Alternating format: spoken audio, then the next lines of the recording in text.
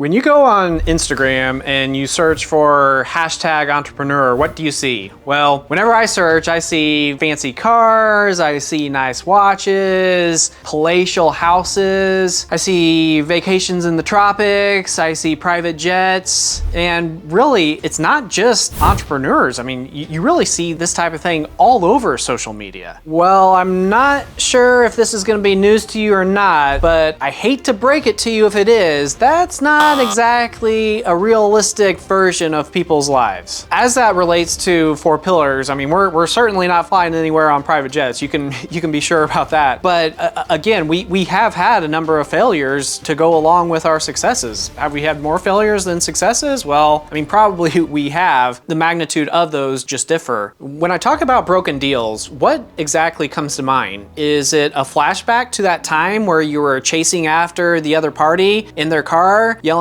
"Get the F back here, I'm not done talking to you"? I haven't fucking finished! Do you hear me? We haven't Hey! Stop! Stop! Stop! Well, I hope you've never been in a situation where somebody was chasing after you or you were chasing after them, but broken deals take many different forms. Thankfully, it's a little bit less dramatic than what we see in Succession. If you'd like to watch my video on Succession, there's a link below in the description. Check it out. I thought it might be interesting to hear about some of the particular failures that we've had along the course of the company's history. The first one I want to talk about is a situation with a seller where the trust broke down, as well as the fact that key decision makers were not in the room. Well, I know that's a little bit ambiguous, so let me give you the background on the deal and I'll tell you about how it fell apart. We had been working on this deal for a long time. Our primary point of contact was the son, and we had a great relationship. I really thought highly of him and things were going along well. Well, what happened is at certain points in the discussions, even though we thought we had come to an agreement on a certain topic, the son would come back to us and say, "No guys, that's not good enough." And the folks on our side, we'd go offline and huddle and talk about that, and something just seemed off. Once we found out that the dad was involved, we had our suspicions that he might be playing a heavier hand than we were led to believe. That continued throughout the process. There were times in which the seller would come back and ask for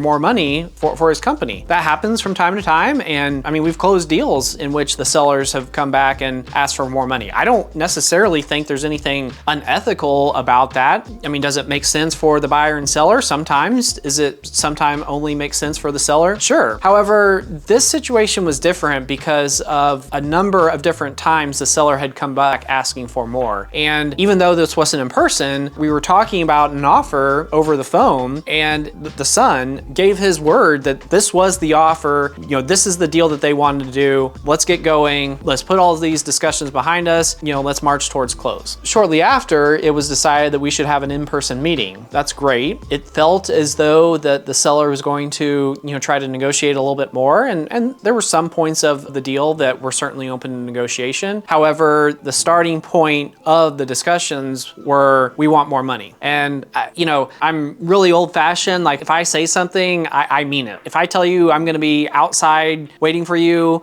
in 5 minutes, I will be there at exactly 300 seconds waiting for you. I mean, that's how literal I am. That's how much my word means. And whenever somebody tells me on the phone, this is the deal, I'm not changing it again, you have my word. I mean, if you go back on that, I'm gonna have trust issues. And so whenever the son said that, I said, he asked me what my response was, and I said, listen, like it's something that we can consider. However, I called it like it is, right, wrong, or indifferent. And I said, we're getting to the point where I'm starting to have some trust issues because you gave me your word that you wouldn't change the deal. Well, again, I'm not saying that that's what I should have said, but I'm just being honest, that is what I said. And as soon as I said that, the seller stood up, marched out of the room, and never spoke to me again.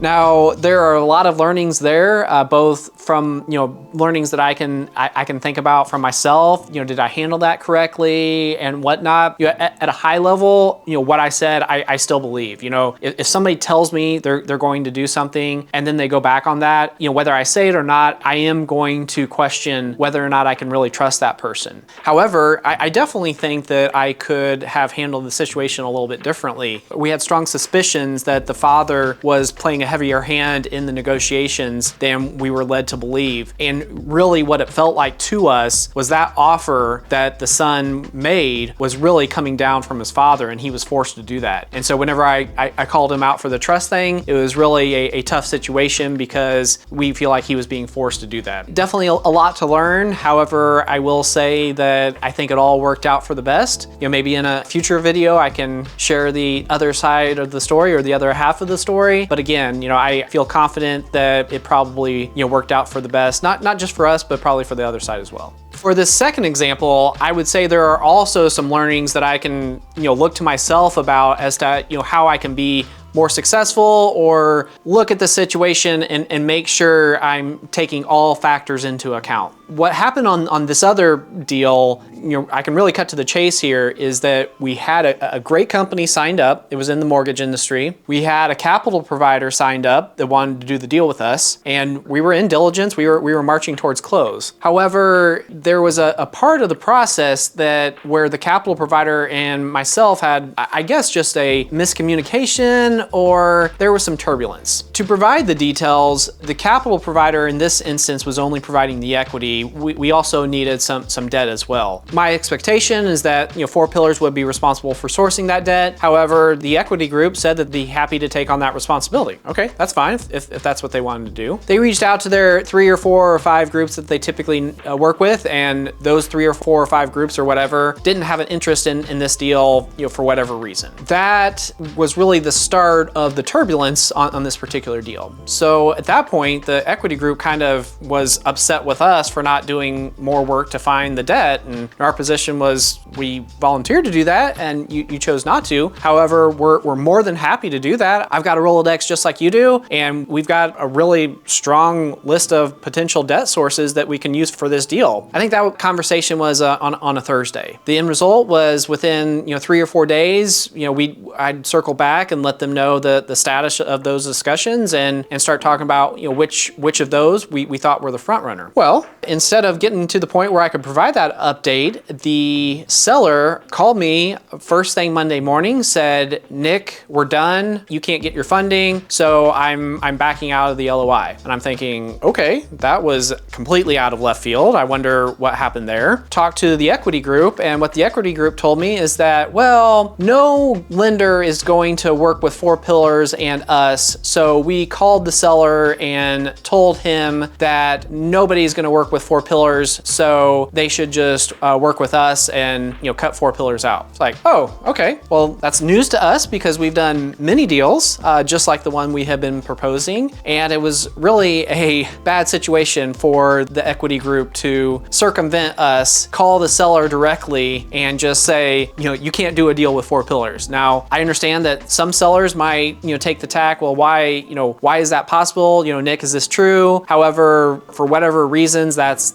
seller believed every word that he heard, and that's why he backed out so quickly. Again, every deal that falls apart, you can learn something from. However, the major learning in this one is that here's an equity group that I'm probably never going to work with again, if it's my choice anyway. Though it's not exactly the same, there's a similar type of situation that occurs in Succession. In Succession, a group of equity owners attempts to accomplish what's called a bear hug. That's where a group will come in and offer a significant price premium over the current stock price in a means to buy out the remaining shareholders. And in this example, Logan Roy absolutely felt offended and really attacked by this bear hug, even though many would argue that because it's a premium, it's actually a good thing. I will say though that in the example of Succession and in the example that I shared about my own personal experience, these types of indirect rounds usually don't feel so good, and at the very least need to be conducted with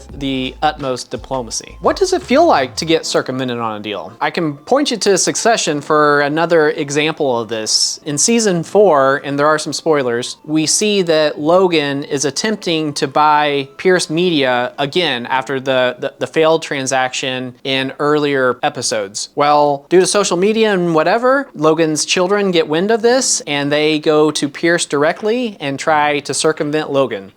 I know Logan didn't feel very good about this circumvention, and I can tell you on our deal, absolutely did not feel very good about it either. This last example really isn't one particular deal because it's happened on many different deals, and it's not really a learning on my part. However, I think it is very important when I'm talking to all the business owners out there about what you can do in order to make sure that a transaction actually takes place. You'll hear this from many people. What is one of the #1 ways for a deal to fall through? The answer to that is declining business performance. If you are trying to sell your business and you have cash flow of 3 million or 4 million or 5 million or whatever, and that's what you're basing that business value off of, if your performance starts to decline 10%, maybe even as low as 5%, then almost all buyers are at least going to pump the brakes. I'm not gonna say the deal's gonna fall apart if your revenues and or cash flow decline 5%. However, anytime a buyer gets a sniff of declining performance, it's at least a cause to pause the deal or slow it down